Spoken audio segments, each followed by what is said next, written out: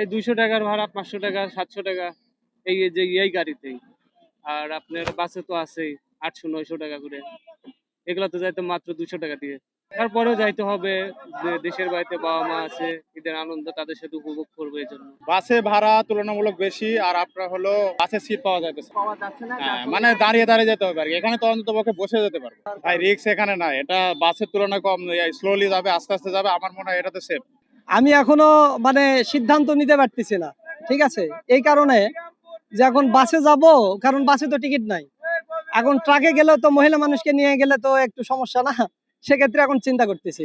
আসলে ট্রাকে যাওয়াটা সেফ, মানে 100%-এর মধ্যে 80% সেফ মনে করা যায়, 20% নয়। কি কারণে?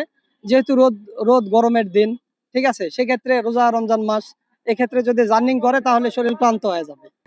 আসলে এটা কেন বলতে, বাসের ভাড়া 1200 থেকে 1500 টাকা যাচ্ছে।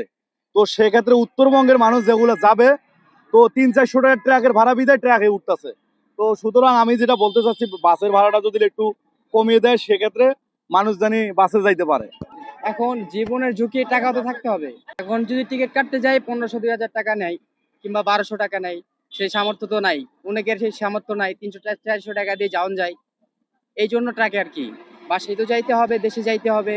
কারো দেখা যাইতেছে টাকা নাই, টাকা শর্ট, তাদের ফ্যামিলি আছে, ফ্যামিলি চালাইতে হয়, মানে নানান ধরনের সমস্যা আর কি। তারা তো আর 1200-1500 টাকা দিয়ে যাইতে পারবে না, তাদেরকেও যাইতে হবে। তাদেরকে মানে পরিবার আছে। এখন যদি গরিবরা তো মনে করেন যে একটা টিকিট 1500-2000 টাকা নিতে পারবে না, কিনতে পারবে না, তো তারা কেমনে যাবে? তাদেরকে যেতে হবে। তারা কিভাবে যাবে বলেন? ভাড়া যদি কমায় তাহলে যাওয়া যাবে। 500 থেকে 800 টাকার ভিতর, কিংবা 900 টাকার ভিতর, এরকম হলে সিচুয়েশন হলে সবাই কম বেশি সবাই যাইতে পারবে। নর্মাল সময় 400 টাকা, 300 টাকা, 500 টাকা, সর্বোচ্চ 600 টাকার ভিতরে আসেন যাওয়া আসা করা যায়। এখন 1200, 1500, 2000, 1800, 1000, এরকম 1000-এর নিচে নিচে নাই আর কি।